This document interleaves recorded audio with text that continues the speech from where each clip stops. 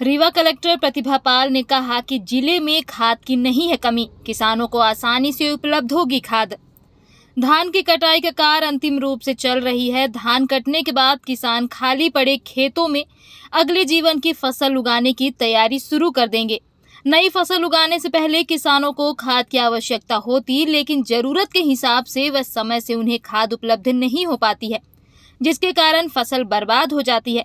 लेकिन इस बार किसानों के खाद के लिए भटकना नहीं पड़ेगा, क्योंकि प्रशासन ने पहले ही जिले भर में खाद की पर्याप्त व्यवस्था बना ली है और किसानों को वितरित भी की जा रही है। कलेक्टर रीवा प्रतिभा पाल ने बताया कि करीब 80% धान की कटाई का कार्य हो चुका है। नई फसल उगाने के लिए किसानों को खाद की जरूरत पड़ेगी, जिसकी पूरी व्यवस्था कर ली गई है।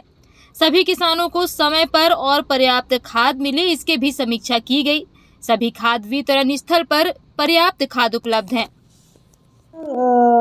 कटाई धान की लगभग 80% के आसपास हो भी गई है और नई बोनी से पहले जो किसानों को खाद की आवश्यकता होती है, तो उसकी व्यवस्थाएं पहले से ही जमा ली गई हैं। अपनी सभी सोसाइटीज से और मार्कफेड से जो खाद बढ़नी है वो बिना किसी बाधा के लगातार चल रही है।